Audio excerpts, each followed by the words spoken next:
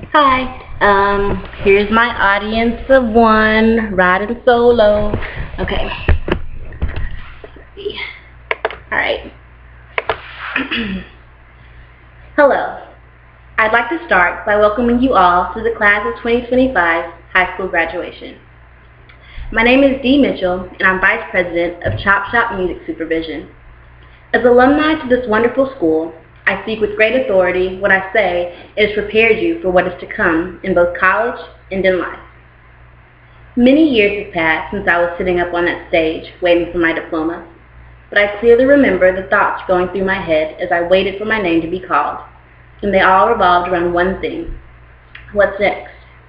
My words to you will answer that question and hopefully send you off into this bright, bold, beautiful world with a little bit of clarity and a lot less worry.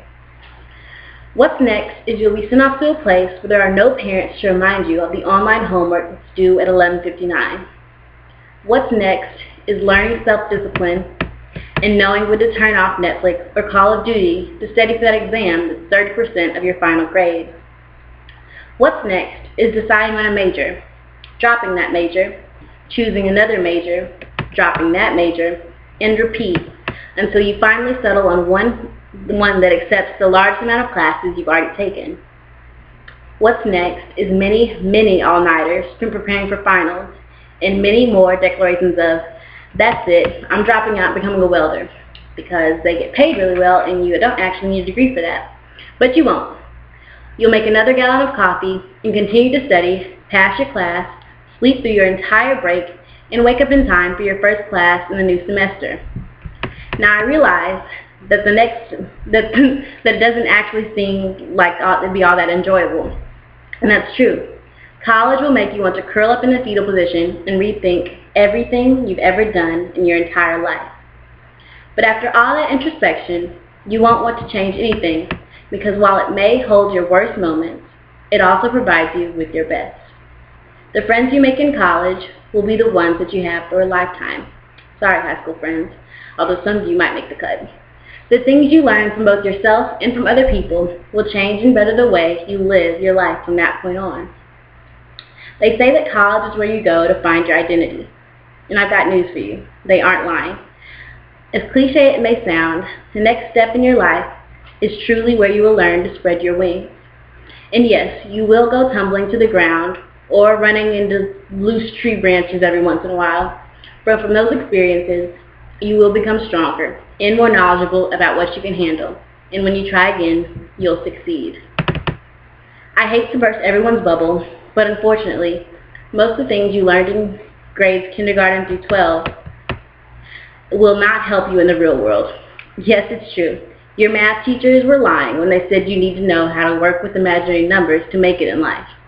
The truth of the matter is, school, up to this point, was designed as a stepping stone, a chance for you to learn how to think and how to learn on your own. Albert Einstein once said, education is what remains after one has forgotten what one has learned in school. This guy was a genius. He knew what he was talking about. So often in high school, a large weight is placed on the concept of grades. But I challenge you all to forget about grades when you get to college, and instead focus on getting the most out of your experience.